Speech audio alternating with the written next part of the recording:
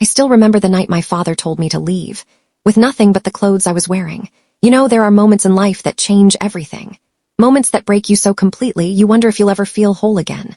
That night was mine, and for a long time I thought I'd never recover from it. Let me take you back to the beginning, to when things were still normal, when I still believed that family meant unconditional love. I grew up in a modest home, nothing fancy, but it was ours. My father ran a small business, nothing big, just enough to keep us comfortable. My mother passed away when I was 12, and after that it was just me, my father, and my younger sister.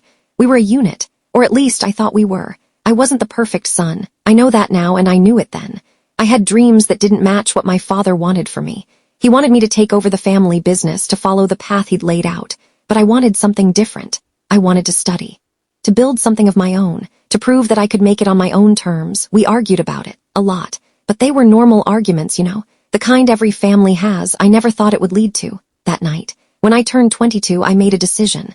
I told my father I wasn't going to join the business. I'd gotten accepted into a program in another city, something I was passionate about. I thought he'd be upset, maybe disappointed. I was ready for anger. I was ready for lectures. I wasn't ready for what actually happened. It was a Tuesday evening, I remember, because Tuesdays were always quiet in our house. My sister was in her room studying. I was sitting at the dinner table with my father. The food was getting cold between us. Neither of us was eating. "Dad," I said, keeping my voice steady, "I need to tell you something. I've made my decision. I'm going to accept the program. I'm leaving next month."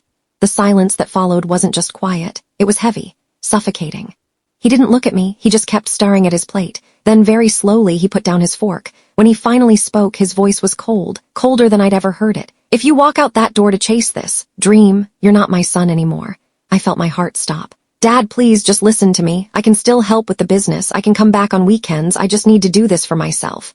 "No." He looked up at me then, and his eyes, they were empty, like he was looking at a stranger. "You want to abandon this family? Fine, but you don't get to have it both ways. You don't get to leave and still call this your home." "I'm not abandoning anyone. You're choosing yourself over us, over everything I've built, over your sister, over your mother's memory." That last part broke something in me. Don't bring Mom into this. She would have understood. She would have wanted me to be happy. He stood up. The chair scraped against the floor, loud in the silence. "Pack your things. I want you out tonight." I sat there, frozen. "You can't be serious. Do I look like I'm joking? You're so eager to be independent, to make your own choices. Fine, start now tonight." "Dad, please, pack your things." My sister came out of her room. She'd heard everything. I looked at her, hopping. I don't know what I was hopping for, support, for her to say something. But she just stood there, tears streaming down her face, silent. My father looked at her once, and she went back to her room. She didn't say goodbye. I went to my room feeling numb, like I was watching myself from outside my body. I packed a bag, just one. I kept thinking he'd come in, tell me he didn't mean it, that we could talk about this in the morning. But he never came. When I walked out of my room, he was standing by the front door, waiting. "Dad, can we please just leave your keys on the table?" My hands were shaking as I pulled out my keys. The same keys I'd had since I was 16. The key to the house where I'd grown up, where I'd learned to ride a bike in the driveway, where my mother used to braid my sister's hair in the kitchen, where we were supposed to be a family. I placed them on the table. The sound they made, that small metallic clink, it's something I still hear sometimes when I close my eyes. I walked to the door. He opened it for me, and just before I stepped out, I turned one last time. "I'm still your son," I said quietly. He didn't respond. He just closed the door. I heard the lock click. That sound, that final, decisive click. It's the sound of everything ending. I stood outside for a moment. It was cold. I hadn't even grabbed a jacket. I looked up at the house, at my sister's window. The light was on, but the curtain didn't move. I had nowhere to go. I'd like to tell you I had a plan, that I had friends to call, savings to fall back on. But I didn't. I had $800 in my account, one bag of clothes, and an acceptance letter to a program that didn't start for another month. I walked to the bus stop and sat there until morning. Just sat there in the cold, watching cars pass by, watching the night turn to dawn. People walked past me. Some stared, most didn't. I was invisible, unwanted, thrown away. That night taught me something about loneliness. Real loneliness isn't just being alone. It's being completely cut off from the people who were supposed to love you no matter what. It's looking at your phone and having no one to call. It's realizing that the life you had 24 hours ago is just gone. The next few days are a blur. I found a cheap hostel, the kind with thin walls and flickering lights. I'd lie awake at night listening to strangers through the walls, feeling more alone than I'd ever felt in my life. I kept checking my phone, hopping for a message, a call, Even an angry text would have been something, but there was nothing, complete silence. I called my sister once. She picked up, but she didn't say anything. I could hear her breathing. "Please," I said, "just tell me he's okay, tell me you're okay." "I can't talk to you," she whispered. "He'll know. I'm still me, I'm still your brother. I have to go." And she hung up. That hurt more than my father's anger because I understood his pride, his stubbornness, but my sister, we'd been close.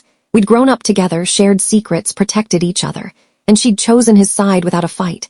I fell into a dark place after that. I'd wake up and forget where I was. I stopped eating properly, lost weight. I'd look in the mirror and barely recognize myself. But here's the thing about hitting rock bottom. When you're down there in that dark, empty place, you have two choices. You can stay there and let it consume you, or you can use it as a foundation to build yourself back up. For me, the turning point came on a random Thursday morning. I was sitting in a coffee shop. Making a single cup of coffee last 3 hours because I had nowhere else to go. I was watching people with places to be, people who belonged somewhere, and I saw this older man, probably in his 70s, cleaning tables. He moved slowly but with dignity. He smiled at customers. He took pride in his work, even though it was just cleaning tables. When he passed my table, he noticed my cup was empty. "Rough day?" he asked kindly. I almost said no, gave him the automatic response. But instead, I just nodded. He sat down across from me. "I'm going to tell you something my daughter told me once. She said, 'Dad, the people who give up on you are just making room for the people who never will.'" Took me years to understand what she meant. He smiled, patted the table twice, and went back to work. I never saw him again. I don't even know his name, but those words, they planted something in me, a small seed of realization. My father had given up on me. That was his choice, and it broke my heart, but I still had a choice too. I could give up on myself, or I could prove that I was more than his expectations, that I was worthy even if he couldn't see it. That night I made a promise to myself. I wasn't going to fail, not because I wanted revenge, not because I wanted to prove him wrong, but because I needed to prove to myself that I was capable, that I mattered. I started the program. I worked 3 part-time jobs to pay for rent and tuition. I woke up at 5 in the morning and went to bed after midnight.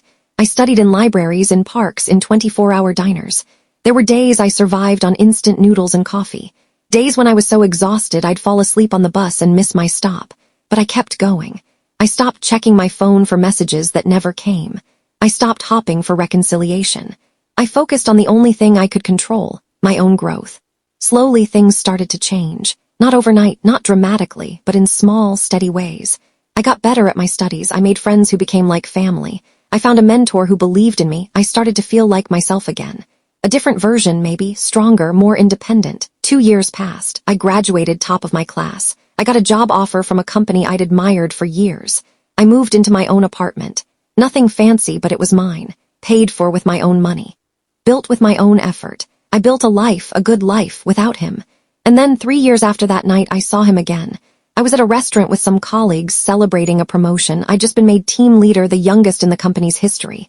We were laughing, sharing stories, and I felt happy, genuinely happy. That's when I noticed him. He was sitting across the restaurant with my sister. She'd grown up. She looked different, older. They were talking quietly. My first instinct was to leave, to avoid the confrontation. But something in me had changed. I wasn't that scared 22-year-old anymore. I wasn't the boy who needed his approval. He saw me. Our eyes met across the room. I saw recognition, then something else. Surprise, maybe. I couldn't quite read it. I excused myself from my table and walked over. My heart was pounding, but my steps were steady. "Hello, Dad." He stood up slowly. We stood there face to face for the first time in 5 years. "You look different," he said finally. "I am different." My sister was staring at me with wide eyes. "You're really here," she whispered. "I'm here." I looked at my father.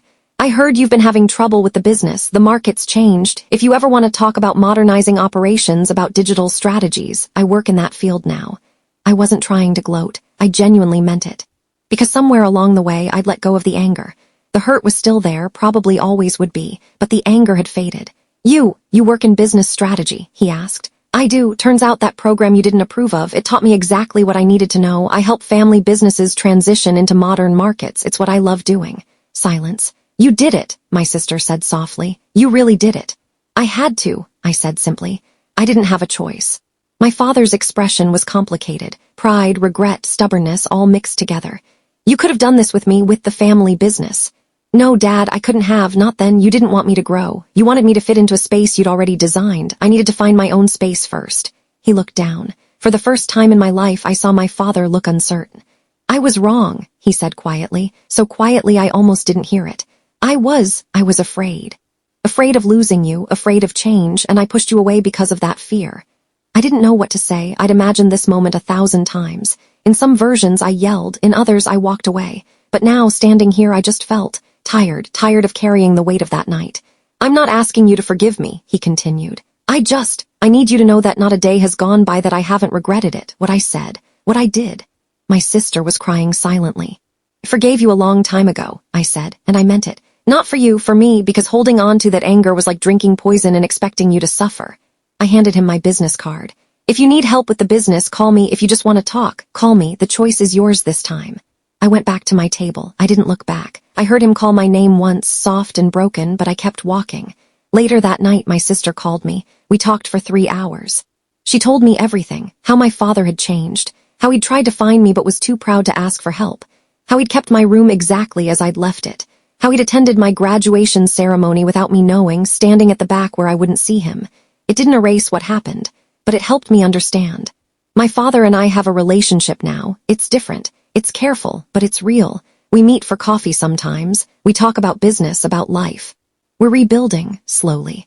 Some people ask me if I regret what happened, if I wish that night had gone differently.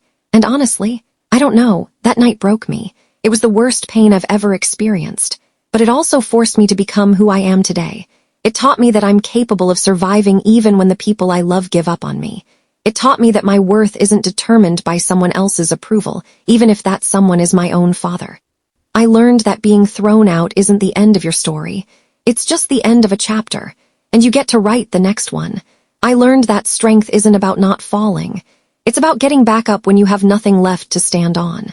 I learned that the hardest person to prove yourself to isn't your critics or the people who doubted you. It's yourself.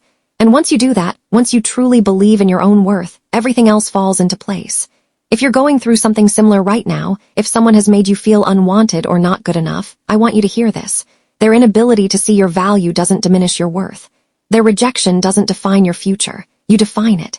Yes, it will hurt. It will hurt in ways you didn't know were possible. There will be nights when you feel completely alone, when you question everything, when you wonder if they were right about you. But I promise you, if you keep going, if you choose yourself even when it's terrifying, you'll find a strength you never knew you had. I came back stronger, not louder, not meaner, just stronger, more sure of who I am, more certain of my worth, and that's a comeback they can never take away from you. Because at the end of the day, the best revenge isn't proving them wrong. It's building a life so full, so meaningful that their opinion of you no longer matters. That's what I did. And if I can do it, starting from a bus stop at midnight with nowhere to go, so can you.